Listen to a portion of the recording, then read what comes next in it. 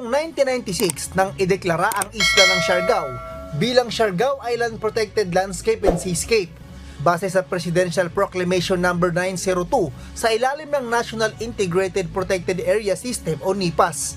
Ang mayamang karagatan ng isla ay isa sa mga itinuturing na largest marine protected area. Kabilang din ito sa 5 travel gems ng bansa. Kaya naman malaki ang pinsalang maidudulot nito sa Philippine biodiversity kung mapababayaan.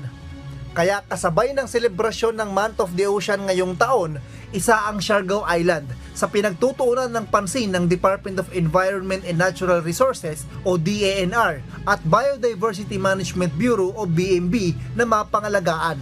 Katulad nga ng ating tema, which is on blue economy, ang ating kagawaran din ay tinitignan kung paano mababalanse ang conservation and development given the benefits that we get from our coastal and marine resources. We're trying to develop safeguards as well. Ayon sa BMB, isa rin sa pinahahalagahan ng kagawaran ay ang pangalagaan ng mga mangrove forest sa bansa. Kaya naman sa field visit na isinagawa ng DENR at BNB sa Siargao, kabilang ang Del Carmen Mangrove Area at Sugba Lagoon sa mga nai-highlight na lugar sa isla. Hindi lang dahil sa economic opportunity na mayroon sa mga lugar na ito, kundi maging ang malaking parteng nagawa nito sa buhay ng mga residente. Pagdating ng bagyo, sinasabi talaga nila kung wala yung mangrove dyan, patay kami kasi didiretso yung hangin at saka yung tubig sa kanila. Nagpapasalamat kami sa mga mangrove namin dito, sa kapal ng mangrove namin dito. Kasi kung wala yan, sira yung bahay namin. Hindi namin alam kung anong mangyayari sa pamilya namin.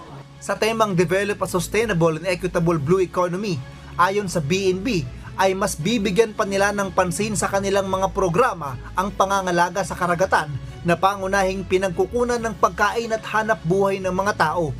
Katuwang sa mga hakbang na ito, ang Sustainable Interventions for Biodiversity, Ocean and Landscape o USAID-CBOL, Department of Agriculture, Bureau of Fisheries and Aquatic Resources, Community Organized for Resources Allocation o CORA, ASEAN Center for Biodiversity, at ang UNTV Ocean Care Initiative ay patuloy na nakasuporta sa pangangalaga ng ating mga karagatan.